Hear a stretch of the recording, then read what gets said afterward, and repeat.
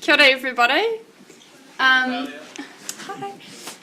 Josh and Zach have agreed to have a debate today on same-sex marriage. Do you guys want to say something about yourselves? Do they know intros? No, okay. We're both biologists. They're both biologists. Before we start, I just want to say that if anybody gets aggro about anything, I'm going to kick you out. I tutored a course on bioethics and we discussed stuff like abortion and euthanasia, all that kind of stuff, and everybody was really cool about it. They were like, but what about this objection to this? Ah, yes, I see your point. So I'm really hoping that we can be kind of like that today when it comes to Q&A. So what we're going to do is these guys are going to argue with each other first, hopefully in a nice kind of way. And then we'll take a break and then we can have some Q&A time, so we can either ask questions to them or to the group as a whole. And I also brought my hedgehog, so if it gets to the point where people are talking over each other, then I will ask that you only speak if you are holding the hedgehog. But I hope we can all be not dickheads about it and have a good, interesting, thought-provoking, fun discussion today.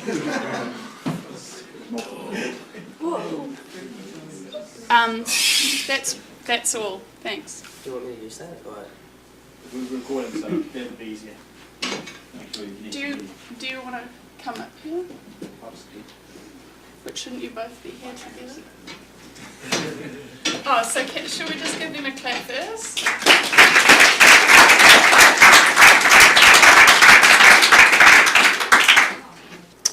We should not legislate for same-sex marriage. So today I'm going to be advocating for what I like to call marriage realism. The other side will be talking about marriage equality, but today, marriage realism. The case for extending marriage to include same-sex couples is poorly thought out social engineering.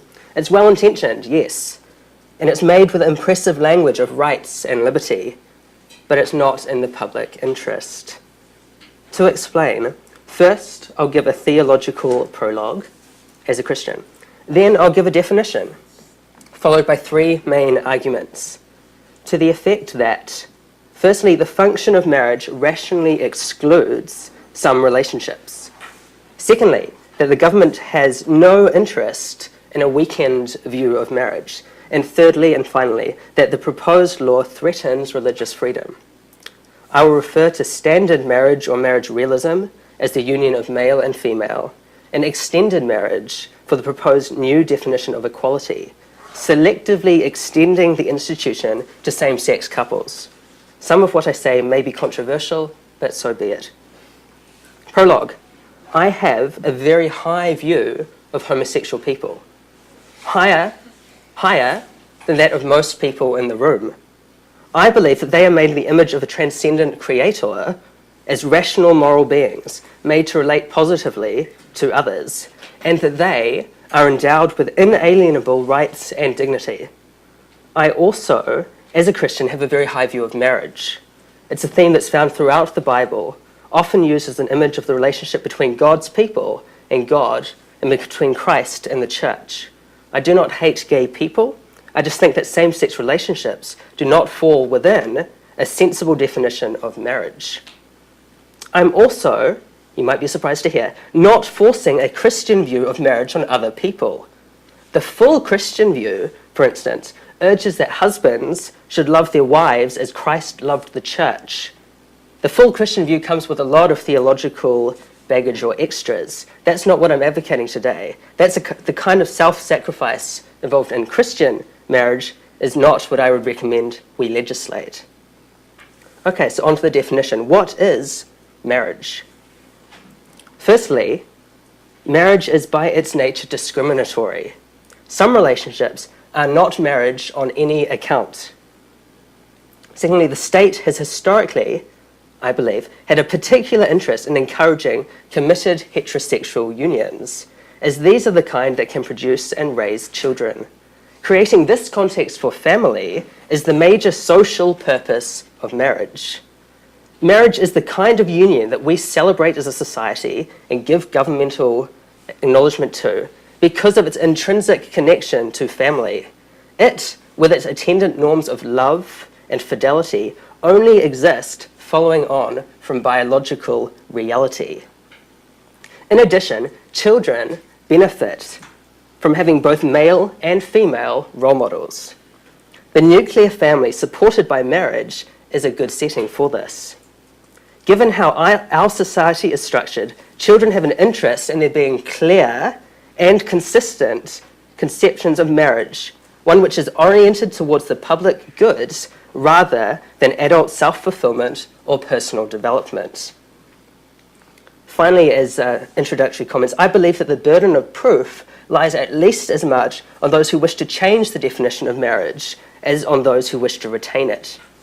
With that in mind, here are my arguments. Firstly, the core functions of marriage explain its form, purpose, and governmental recognition. There are many different kinds of relationship out there. You can probably fill in the blanks, but they include girlfriend, boyfriend, platonic friendships, sibling relationships, polyamory, people who just regularly play chess together, incest, polygamy, and many, many others. Some are sexual, some are committed, some involve love, some even involve all three. But the government is surely not obliged to regard them all as marriage, even those which are loving, committed, and of a sexual nature. But if marriage is just about the desire of consenting parties to have their relationship recognised, then things surely become far more murky.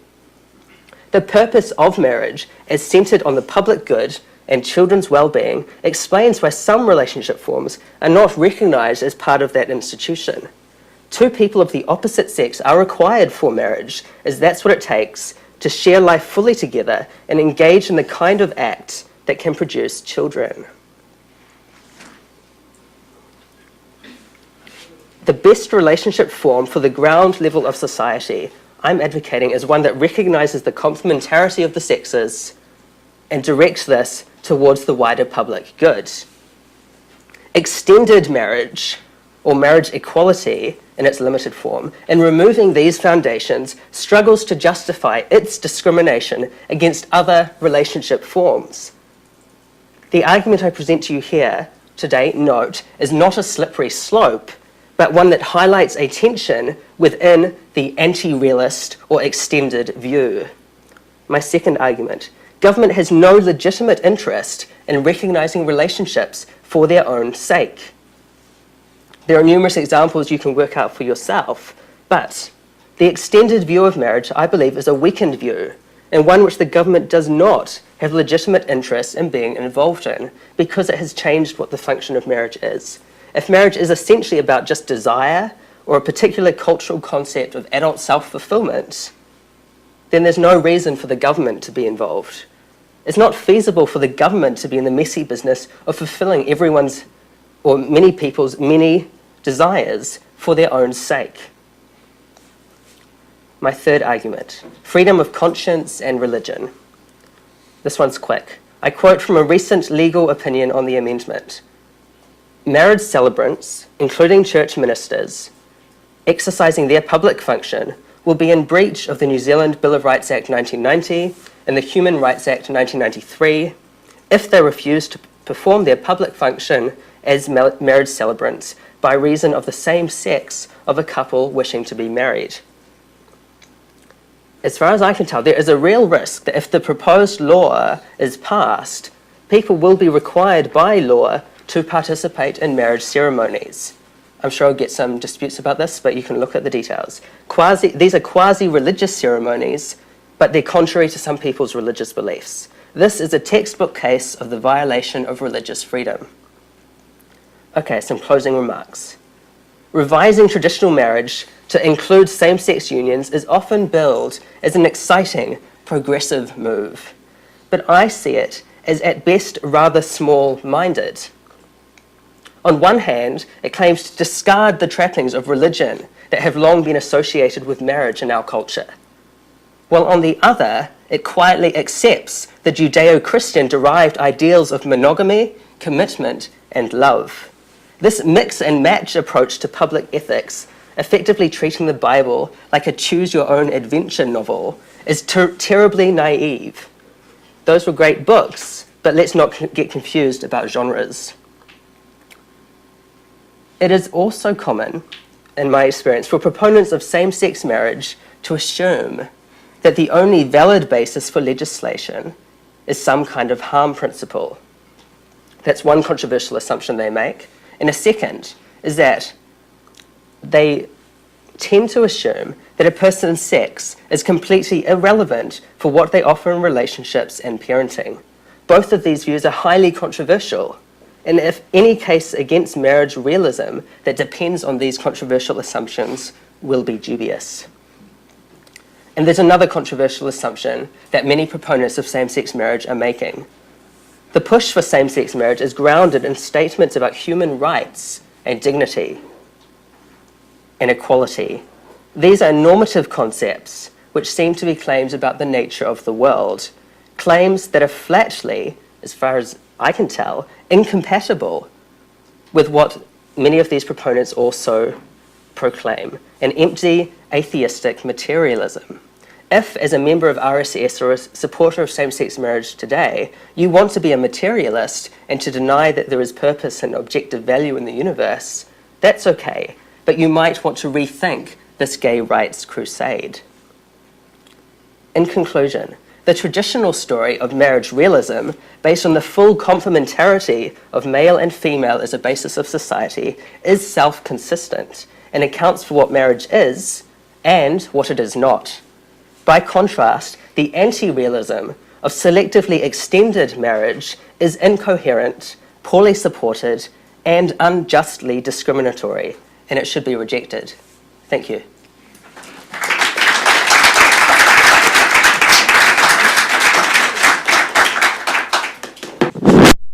So, as Tali said, I'm a biologist as well. I'm currently doing my PhD in zoology. So I understand homosexuality from a biological standpoint, and you can ask me more about why it occurs in nature a bit towards the end. But I'm also quite fortunate that I have quite a few gay friends and had more than one heart-to-heart with all of them. And one of the common threads that comes through from all of them is that when they were coming to terms with their sexuality and whether or not they were gay, all of them, without exception, which I've spoken to, have said that they wish that they were straight, because life would be so much simpler if they were straight. And even those that came out after a few others had blazed the trail and been completely accepted by our friends still found it very, very hard to actually make that jump, that leap. So the first thing I'd like to talk about is the idea of choice. And it's quite often put forward that you've got these three states you can be in, gay, straight or bi, and this is all that there is. But just think about it from yourself. Unless you happen to be in the bisexual category, if you're straight or gay, and there's two people walking down the street towards you, one of them's straight, one of them's a male, one of them's a female. They're both attractive by modern standards. Which one are you naturally looking at? Which one are you attracted to? Are we honestly going to say that you can force yourself to be attracted to the opposite one? I don't think this is the case. And since this is the case, then we're telling a whole sector of people that they don't get to form meaningful relationships that are protected by the state. There's also this other, which I consider to be a considerable red herring idea about where does homosexuality come from? Is it genetic or is it environmental? And to me, this doesn't matter either way you want to look at it, because a child is no more responsible or capable of changing its environment, especially since that starts in the womb, than they are their genetics. And what we're probably going to find out once we understand the human genome completely and all the environmental factors that come into it is that it's like most biological traits, it's a combination of the two. And depending on what combination you get as to whether you're down towards the straight end of the spectrum or the gay, and really there's heaps of shades of grey in between. This is consistent with studies that have found that around about 5% of the population identify with being gay, yet 20% admit to having some sort of gay feelings. And this is probably an underestimation. Like right now, if I was to ask around the room here, who here picks their nose, a lot of people will say no, they don't. But we've all been snuffed up and got a choice. Do it, dig for green gold, or not breathe. But if you ask people these questions, especially things they feel they should be embarrassed about, they tend to not give an honest answer. So 1 in 5 people with gay feelings is a conservative estimate, and we're discriminating against 1 in 5. There's more than 1 in 5 people in this room here. So we're here to debate today about whether or not we should extend to this large proportion of the society the same rights and privileges that we give to straight couples. We're not here today, as I predicted, to talk about polygamy or incest or anything else. These are different categories altogether. And just because you discriminate against one thing doesn't mean it's okay to discriminate against the other. Consider briefly the American situation in the 60s when we had interracial marriage is illegal. Would it have been logical and reasonable for them to say, well, homosexuals don't get to marry, so then blacks and whites don't get to marry either? You can see that logic does not follow. You have to debate each thing on its own individual merits. You can't just group everything, discrimination, for every possible combination you can think of, into one bucket and say that's okay. And if you're going to bring up an argument against gay marriage, you should consider very briefly, and consider the argument you're using, just try shoving interracial marriage in there. See whether that actually holds any water. For most of them, they don't. Now, the main one that's brought up is that it's traditional. Well, that's a horrible reason to say we should do something. Of course, a society that has been traditionally racist, or in this case homophobic, is going to generate gay discrimination, homophobic traditions, and then we're told that we're supposed to respect these traditions, and mainly because a large proportion of them actually use some sort of religious context for this. And if you look at that religious context, marriage has been defined and recognised within that book in many different combinations, including one man, many women, be they slaves, concubines, or many wives. And most of this idea of the tradition of marriage has actually evolved over time to this idea of where we have this romantic love between two individuals. But really, historically, it used to be more of a commerce arrangement, a way of consolidating power, especially within the upper classes. And hence, which is probably why you find in that book that Zachary holds to and tends to pick and choose himself from, why if a man rapes a woman, he has to pay the father a price for that rape if she's a virgin, because she's a commodity. You broke it, you bought it. That is not a very moralistic point of view to have from, nor the fact that more than once it was said that it was okay to slaughter your next door neighbours, take the young virgins for your wives. This, if we're going to say that we're going to base our morality on whether we choose to give homosexual rights off this book, I don't want to have a bar of it. Moreover than not, there have been times in our past, in Europe, in China, in the Americas, where the society has addressed and accepted gay relationships, and these traditions were overwritten by this conservative Christian one. What happened to the argument of tradition at that stage? It was cast aside. Tradition is not a reason to hold on to anything. You must debate it upon its own merits. And so we come to kids. Now this, as far as I can tell, is the best argument that Zachary's got. But even that, when you look into it, is considerably flawed. We don't deny the rights for straight couples who choose not to have kids to get married. After 10 years or 20 years, you don't turn around and say, well, you haven't produced any children, you're out. Because it's not limited just to children. And gay couples can also, there's also couples who cannot have kids themselves. Now, these people tend to go about having children in various different ways, through surrogates, adoption, that sort of thing. In fact, in New Zealand, if every possible combination we've got up here, from couples, both straight and gay, and solo individuals, can go through and adopt or get surrogates or sperm donors, and they're legislated to be allowed to do that. Now, if homosexuality and raising children is so bad, then why are we letting them have kids? We're not. They are allowed to. And they do. These are two of my friends here. They're both new fathers. They're both incredibly happy. One of them's straight, one of them's gay. Can you honestly tell me which one's which? Now, Zachary has said that the best start you can give a kid is marriage. Then why is one of these children's father not going to be married and have the protections that it comes into and that stable relationship, and the other one should? What has that child done wrong to be treated as a second-class citizen, which is effectively what you're doing? And if you're saying that we don't want to let the state say, okay, we're going to approve of this sort of relationship or not, hate to break it to you, but a meta-study, and I've got the paper here, looking at gay parents and straight parents, has found no difference between the outcomes for those children in any objective measure you care to name, including what sexual orientation they come out with at the end, than straight couples. So really, I'm afraid science is ruining that one for you too. You can't objectively say gay parents are worse than straight ones. But it's not limited to children. There's also things like, if you get sick, what sort of rights are extended to the spouse? Property inheritance rights. Now, some would say, well, we've got civil unions for that, but here's a flash. It's not a complete copy-paste between the rights of these two institutions, nor are civil unions addressed and recognised globally. Up until I found out that bit of information, if I was going to join with someone, would have gone and got a civil union. Now I'm not so sure. I probably would go get married, because if I go overseas as a straight individual, it wouldn't be recognised.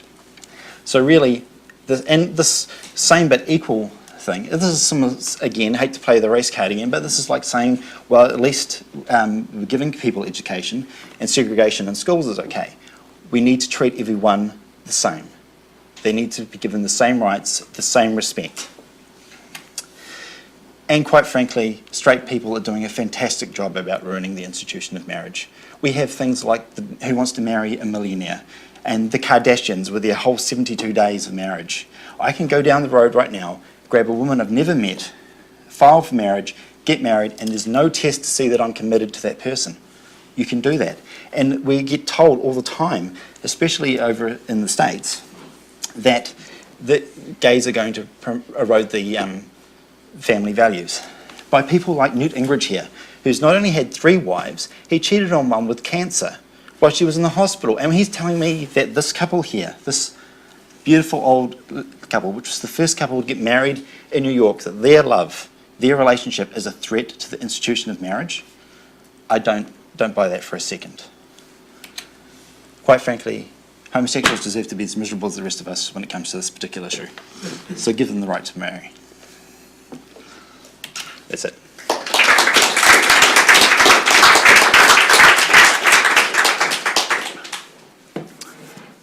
So what are we doing now?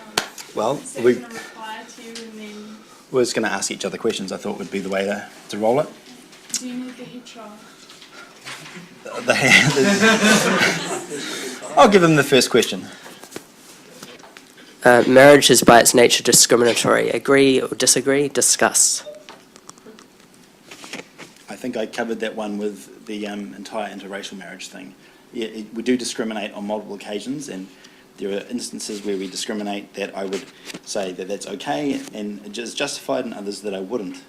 You have to actually do that on a case-by-case basis, and if you want to pull everything that we discriminate against currently now into one pool versus what we currently say is okay, then that is, you're clouding the issue and basically burning time. You have to say... Okay, cool. What I'm looking for is a definition of marriage that gives you a reason to discriminate against polyamorous couples, polygamous couples, close relationships that are currently forbidden under Section 2 of the Marriage Act. What lets you discriminate against those, but not against gay couples?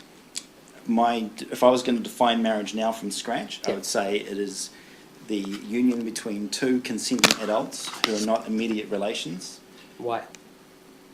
You're asking me to define it, not say why I think that's okay. That's my definition for it.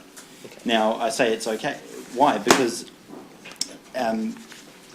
you are sending the message that these individuals need to be treated differently from straight couples, and you have got to actually give it a justification why that is. Now, in your talk, you said that this would infringe upon the rights of people that are religious, but right now, a rabbi can say, I'm not marrying you, she's Catholic. A priest can say, I'm not marrying you too, he's Jewish. You know, no one is going to force, despite what you say, for you as an individual to change your definition of marriage. You can define it however you want. If this bill goes through and we actually end up getting equality, you can still say, well, I don't view homosexuals as married in the true biblical sense, and move on. But the state is religiously neutral on this issue. Now, you were saying, for your particular thing, you say that they've got to be married in the eyes of God. What happens if someone... No. I'm an atheist. When did I say that? No, in terms of your religious definition. Why you're saying that this is endowed by the Creator. No, I'm saying that's why I believe that these people have human rights. That's why I treat them with dignity. You And didn't so- listen to what I said. So you think that singling them out as being something to be vilified and treated differently is treating them with dignity? Can you answer this question? Which was? My initial question, I don't think you've really answered that. What's the definition of marriage that allows you to discriminate against close relationships or multiple couples? I just did between two individuals who are consenting. Oh, so you've just defined it as you're not allowed to be closely related just because. Like, so why don't I just define it as you're not allowed to be gay? They've got to be of the opposite sex. If it's just a definitional thing, that's not a very convincing, basis for a law, is it? I say so. Well, we've got that right now. I say so that you're gay, you can't get married. Yeah, and I've given the reason for why that is. I've given the reason why I think that is as well. No, but you haven't given a reason for why you're discriminating against all these other forms of relationship. I don't have to give a reason. Oh, you don't have to give a reason. No, we're not debating whether or not it's okay to marry a horse, for example. We're here to say But between I'm two saying- consenting okay, adults you- who want to form a family and move on and you... Cool, well, I've got two consenting adults who are related to each other. Why can't they form a family? Why are you discriminating against them? Again, you're trying to bring this incest issue in, which is not what we're here to debate. We're You here to wanna- debate equality for gay You want to marriage. extend the definition. I'm saying, what's your basis? Can we please stop? Can one of you ask a question and then, so like Zach asks a question, then Josh gives his answer. We'll wait for Josh to finish giving his answer before Zach can then say, okay, I don't feel that you Okay. satisfactorily Can you give us a minute or something answered to... my que- Yeah, so just please make sure that you don't interrupt each other, because Does anyone think that he answered the question? He gave you a definition. What was your actual? Because you asked, could you give a definition that allows you to do that, and he did pretty much. Yeah, but he just said... Could you be more specific in what you're asking? Like, What's the basis for the... justify his definition or what? What's the basis for the discrimination between... Again, why can't two closely related people marry each other? Well, that'd be kind of interesting when you had this debate. A lot of times people say, well, if they have children, that they will... Not if they're not genetically related. There's... Well, if they're not genetically related, then I don't have a problem with that, do I? Well, I think that's, as I said, that's a separate issue, and if we want to debate that, like one of the things is you can't marry your son's wife after, he dies or whatever else. Well, really, that's more of a social issue, and I don't understand why that's even in there. But I don't really, how many people are running off saying, I want to marry my son's wife? Not that many, but there's 5% of the population who are gay. Who want to get married. You don't know if they do or they don't, but there's certainly a lot of them. And you're saying that large group has to be discriminated against because you can't come up with okay. another way of... So it's the number of people who that decides how you can discriminate, whether or not you can When we discriminate have- against people. When we have enough individuals going, you know what, we should be able to have 5 wives because I want 5 times the nagging and fights, then we can address that issue. How But many right is now, enough? it's just to say, when we had to just go to the Midwest of the States, when they had interracial marriage was illegal, and they defined marriage between a man and a woman of the same race, well, why can't you define between what's your cut-off point there? So you can, wherever you put your... I think he's had a minute, so... you guys were both interrupting each other the whole time. Give me the head job. Go, Zach, go. So, for instance, in the States, apparently there's 500,000 kind of polyamorous relationships that are living together, according to a report in Newsweek anyway. What do you do about that? I don't do anything about that because I'm not here to debate that. I'm here to debate gay marriage. And for you to do that, you're trying to cloud the issue and burn time and confuse it rather than actually address the issue, which is inequality for two people, not many people, two people, because gay polygamous relationships will still be illegal. Dad can't marry his 5 sons and his brother. That's still going to be off the books. But one male marrying another male, or one female marrying one other female will be. You are comparing two things that are completely different. So why insist on love, commitment, and the union of two? Where do these things come from, and why, see, I've tried to present kind of a coherent position. This is what marriage is. It's a union of male and female oriented around its natural product and family and its orientation towards the wider good and the complementarity of the two sexes. I present a fairly comprehensive case for what marriage is. You've just said we want to include gay couples, which is a completely different kind of union. My response to that is there's a lot of other unions out there. Why is it that you're only extending it in this small degree? Aren't you being discriminatory? That's my argument. And then the main question is, why insist on love, commitment, and the union of two? Right. There's a bit of a mouthful. Yes, we are discriminating against multiple people having multiple things. That is fine. I'm not saying that discrimination in itself is a bad thing. Just like we say you can't drive a car until we discriminate to an age level. We also discriminate to your ability to see properly. And when you get really old and geriatric and you're driving around with your right-hand blinker on the entire time, we take your license away from you. Okay? But these are objective reasons why we say you can and cannot do that sort of thing. Now, when it comes down to having multiple partners and multiple individuals in the marriage, that is going to require a lot of legal backflips to deal with the particular issues in terms of property rights. Like, so when the husband gets sick, does wife number 1, 2, or 3 get the right? Or, incidentally, husband number 1, 2, or 3 get the right to say what's going on. But these are, again, different issues. We're talking about two individuals here who happen to be the same sex, who are attracted to the same sex, who want to form a loving family and move on. And there is an actual, the public good isn't just around whether or not you have kids, but it's also in terms of who gets to visit who in the nursing home and in the hospital. If the relationship goes south, as does with so many straight relationships, how do we deal with property rights? All that sort of thing. And if we don't, by having a marriage framework, we actually provide a legal starting point for those couples. Hit your gut. Yeah.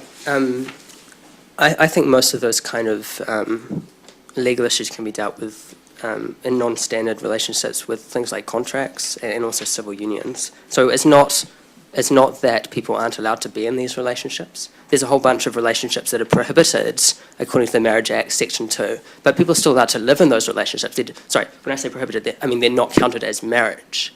But so there's a whole bunch of those relationships to do with reasonably close relatives that you can't get married to, but you're still allowed to live in those relationships, and you can still form contracts with people to sort out the legal issues. But you say that if we had multiple people in a marriage, that would create legal issues. Well, there's legal issues to do with same-sex marriage as well. I'm not sure how I can cut this down, but there's various parenting issues. There's an interesting case from 2011 in the state in California, which a young girl had two mothers. One of the mothers was sent to prison, the other was hospitalised. The girl's biological father wished to care for her. But basically, this was denied by the state because they decided that care by the biological father would interrupt the child's relationship with one of its mothers. One of those mothers was not obviously biologically related to her, hadn't even adopted her, but because she was married under the same-sex marriage laws of California at the time, it was determined that the biological father had no priority of relationship to the young girl. So you can perhaps begin to see what a messy legal issue that is. So it seems to me that it's kind of inconsistent to say multiple marriage, legal issues, gay marriage, we'll ignore those legal issues. Okay, first of all, you can have that exact same scenario with a guy and a woman getting a surrogate or a sperm donor, and them getting sick, and one of them going to thing, and then the sperm donor turns up and says, I want access to the kid. The exact same thing. The fact that there's two women instead of a man and a woman, you can still have that exact same scenario occur. This isn't an evil of gay marriage as you're trying to make out here. I think I've answered a lot of your questions, yeah? Right. Time for a few of mine. Yeah, sure, you answer them by defining them out of existence. No, Dad, I don't. Anywho, can you explain to me exactly what sort of damage is going to be done, specific damage, to your marriage when you Yes. finally find So someone... I actually Got the head job still. When you finally find someone that you want to spend the rest of your life with and you're madly in love with them and you want to join with them and start a family and all that, what Terry and Alex's relationship is going, what damage it's going to actually do to yours? That's a complicated question because we're dealing with social institutions here. But there's a bunch of things. I don't actually agree with the kind of harm principle approach that you're promoting. Hey, if it doesn't harm you, we should be able to do whatever we want. There's lots of things that aren't, morally acceptable, but which don't directly harm me. If you're, hurting your kids or whatever, it doesn't harm me, but I've still got an issue with it. If you're doing things with dead bodies, it doesn't harm anyone, but we still think you've got an issue with it. Most of us think there's some issue there, but maybe not. So how does it harm my marriage? I think it just distorts what the nature of marriage really is. I don't think it's healthy for society to say marriage is whatever the heck you want as long as we've got enough people in the society to vote for it, as long as it's a politically celebrated cause like gay marriage happens to be. That's not a good definition on which to base basically what's the fundamental institution of society. That'll do for now. All right.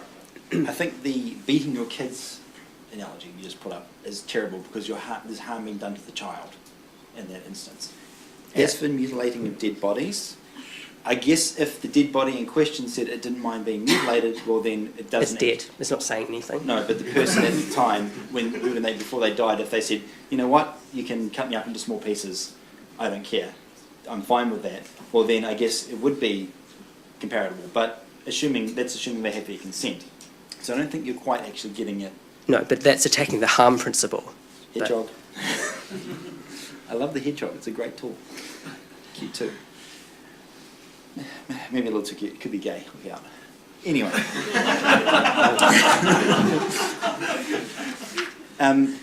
We're not defining whatever the hell we want as marriage. And once again, what's stopping you from saying, okay, the state says they're going to recognise marriages between same-sex couples.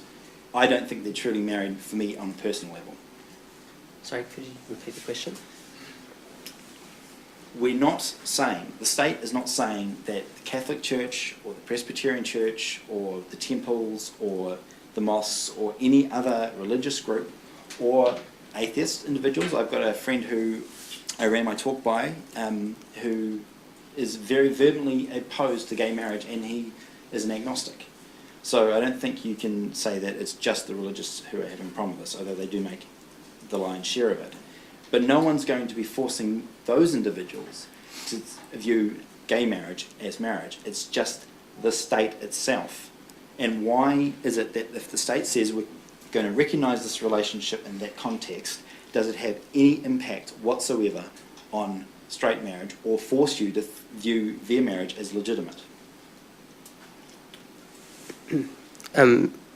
I think we're talking here about what are shared social institutions. So I think, I live in New Zealand. I'm affected by what happens in terms of the social structure in New Zealand. If marriage continues to break down and we see more single families and stuff, if we see more gay couples, that's obviously going to change the social landscape. As a New Zealand citizen, I think I've got the right to have my say in terms of what the public view of those things should be. So it may not directly affect my family in terms of I can still choose my family structure, sure, but that it doesn't mean that it's not a matter of public morality or public ethics to discuss.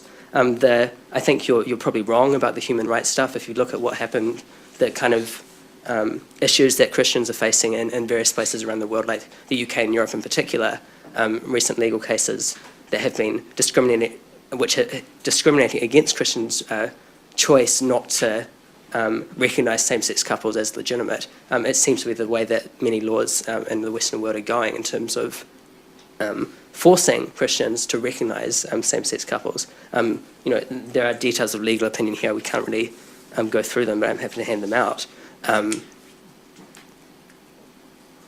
sorry, I'll wait a second. So, yeah, I mean, the Human Rights Act and the New Zealand Bill of Rights Act both prevent discrimination on the basis of sex. So if a couple, if a minister wants to, decides not to marry on that basis, there's going to be issues. If you've got those legal opinions and cases, I'd be very keen to actually spend some time on that. How about you guys? Yes? Right, let's go into that. Tell us these cases that have occurred. Can I just say we should end you two in 10 minutes? And Okay. have discussion.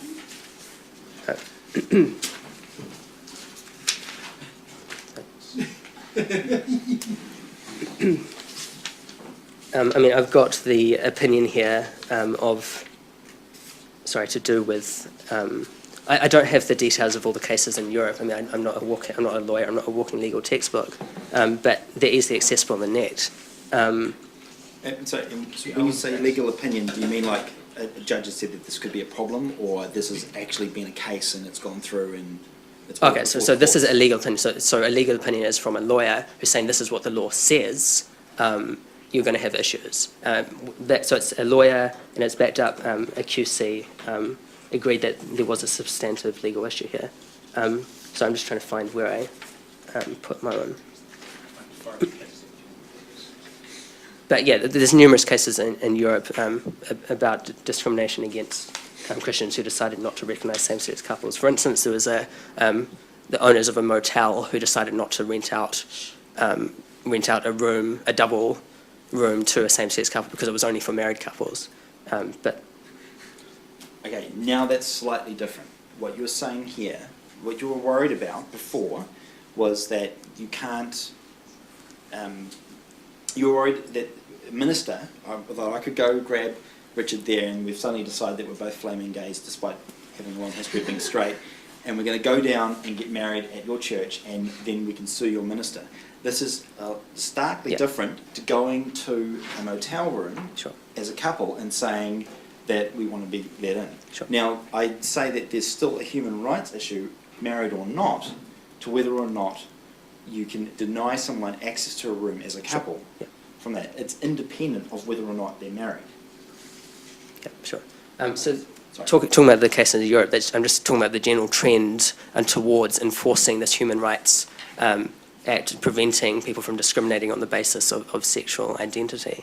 But the issue in New Zealand with relation to this law specifically isn't just the ministers, but it's also other people involved in marriage ceremonies. And so, think for instance, churches who rent their halls for marriages might decide not to rent them to same-sex couples. That's going to be, you can't just discriminate on that basis, it would seem, under the current law, given the Human Rights Act and New Zealand Bill of Rights Act. So changing the nature of the institution of marriage has all these kind of flow-on effects, all these people who are involved in marriage and have quite a different conception of what marriage is. But still, more fundamentally, I still think we haven't got to the question, there is a real dispute here. What is the nature of marriage? Saying, we don't want to talk about all this stuff because it's too icky for today, that's not really helpful. I've brought up these cases as counterexamples to your definition of marriage, and I haven't really heard a good response to that. I dispute that severely, but first of all, we already have an issue when it comes to different religions in terms of if I want to rent out a hall to get married to my girlfriend and she's of one faith and I'm of another, the churches already have the right to say, I'm sorry, we only handle this type of marriage, this type of relationship. And there's already a human rights issue there with that. But people, if I'm going to get married somewhere, I want them to be fully accepting of me. If they're not going to accept me, then I don't want to get married there. That kind of defeats the entire purpose of it. And if the church wants to say that we're not going to do gay couples, and then the gay individuals in society start rallying and fighting them, guess what? I'm going to jump over the other side and be fighting for you against that. And I think most people here would as well. That is not the way it works. You have your right to choose your faith and your religion. And I think you underestimate the number of secular individuals that recognise that, and gay individuals as well, who would be out there in their hot pants protesting right alongside you, saying you can't force these people to do this. Then why are you supporting a law that will do that? I- Please hold your Yeah. questions. Do you want to write a letter to Louisa Walls and suggest an amendment to that effect? Then, if Uh, because I think it would be How helpful. about you pen it, you and if I agree with it, I'll sign it.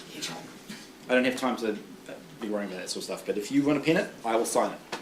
So I care deeply about it, but I don't really want to worry about it because Well, I don't think you're being realistic that this is going to actually happen. So I don't really spare any desire to burn any more time on this particular issue. But if you're worried about that and you pen something that looks like it makes sense and would stop what you are worried about from occurring, I will put my name to that. And I'll even take up a petition amongst my gay friends, and I'm pretty sure that they'll put their name to it too. Cool. I think you're being a little paranoid. The Pink Brigade is not out to get you. Is that what they call an ad hominem attack there, or? Possibly. Yes, yes. No, or an observation, Be nice. depending on your way of looking at it. I think we may as well take questions from the audience now, or We'll take a 5-minute break.